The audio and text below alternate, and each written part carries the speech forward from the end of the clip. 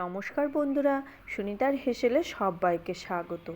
আজ আমি আপনাদের সঙ্গে শেয়ার করব একদম ঘরোয়া পদ্ধতিতে ইঁচড় চিংড়ি তৈরি করে দেখাবো।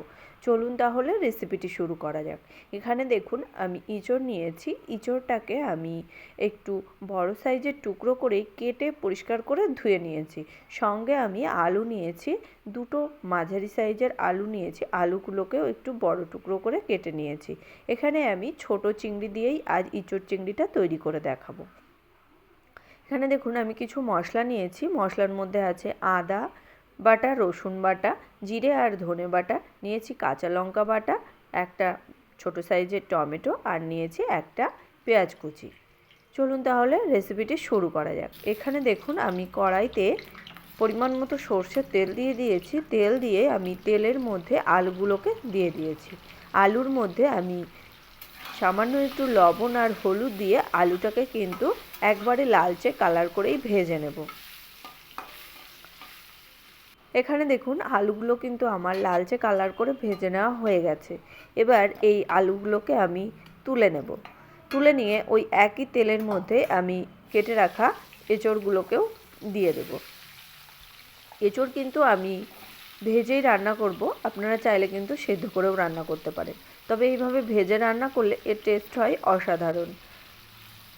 এবার এই এঁচড়ের মধ্যেও আমি সামান্য একটু লবণ আর হলুদ দিয়ে এঁচড়টাকেও কিন্তু লাল করে ভেজে নেব। হাতে একটু সময় নিয়ে এইভাবে এঁচড়টাকে যদি ভেজে রান্না করা হয় খুবই ভালো লাগে এঁচড়টা খেতে। আর একটু বেশি সময় লাগে, কিন্তু যদি সিদ্ধ করে রান্না করা হয় তাহলে কিন্তু এঁচড় রান্না করতে খুব বেশি সময়ের প্রয়োজন পড়ে না।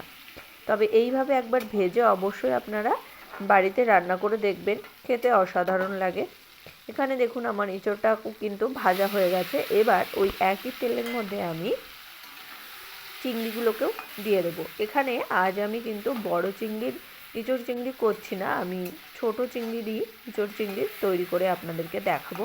দেখুন আমার চিংড়িগুলোও কিন্তু প্রায় ভাজা হয়ে গেছে। আর চিংড়ি ভাজার সময় আমি কিন্তু এক্সট্রা করে আর লবণ হলুদটা ব্যবহার করিনি, কেননা আলু ভাজা এবং এঁচড় ভাজার সময় যে লবণ হলুদটা দিয়েছিলাম সেটাই কিন্তু তেলের মধ্যে ছিল। সেই কারণেই আমি এখানে আর এক্সট্রা করে লবণ হলুদ ব্যবহার করিনি। এবার ওই একই তেলের মধ্যে আমি আরেকটু তেল অ্যাড করে দেব।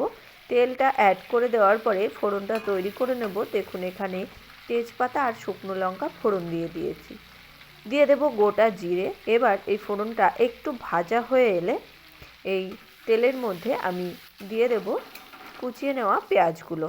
পেঁয়াজটা আপনারা চাইলে কিন্তু বেটেও ব্যবহার করতে পারেন, কিন্তু আজ আমি এখানে কুচিয়েই ব্যবহার করছি। আর আমি কিন্তু বেশি পেঁয়াজ ব্যবহার করিনি, আমি এখানে একটা মিডিয়াম সাইজের পেঁয়াজ আমি একবারে মিহি করে কুচিয়ে নিয়েছি। পেঁয়াজটাকে খুব ভালো করে একটু ভেজে নেব। দেখুন পেঁয়াজটা কিন্তু একবারে লালচে কালার করেই ভেজে নিয়েছি। এবার ওই পেঁয়াজের মধ্যেই আমি দিয়ে দেব বেটে রাখা রসুন।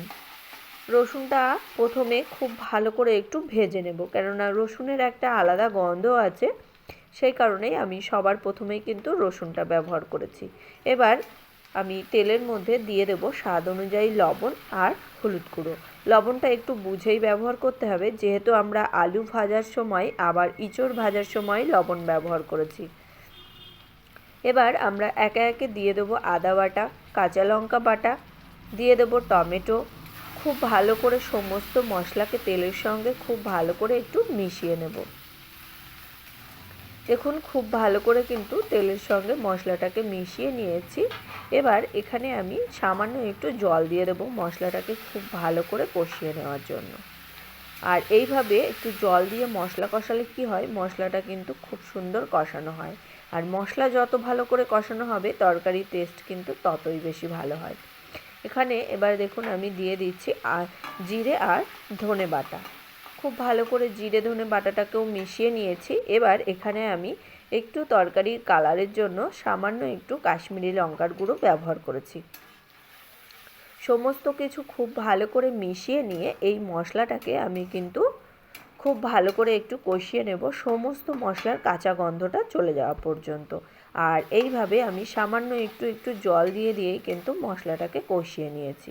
দেখুন মশলাটা খুব সুন্দর করে কষানো হয়ে গেছে। এবার এর মধ্যে ভেজে রাখা এঁচোড় আর আলুটাকে দিয়ে দেবো।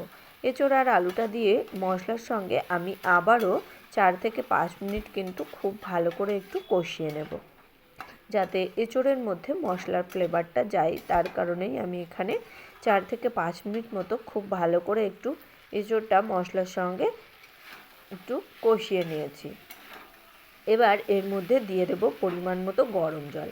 আর অবশ্যই কিন্তু এই রান্নাতে গরম জল ব্যবহার করতে হবে, তাহলে কি হবে, এঁচোড়গুলো কিন্তু খুব তাড়াতাড়ি সেদ্ধ হয়ে যাবে।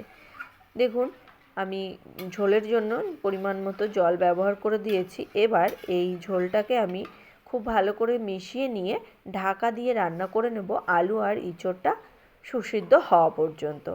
এখানে আমি মিনিমাম 10 মিনিট মতো একদম লো আঁচে ঢাকা দিয়ে রান্না করে নিয়েছি।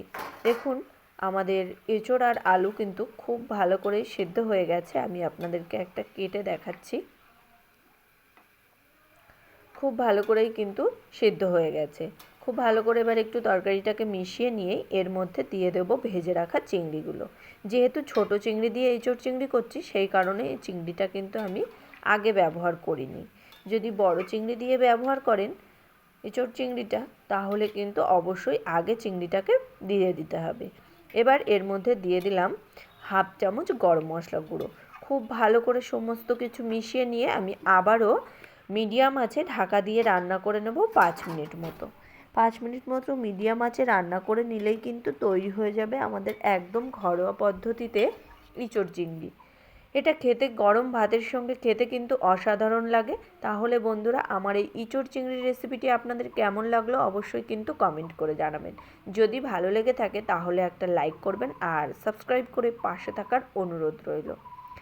তাহলে বন্ধুরা আজকের মতো এই পর্যন্তই। আবার দেখা হবে নতুন কোনো রেসিপি নিয়ে। ভালো থাকবেন, সুস্থ থাকবেন। ধন্যবাদ।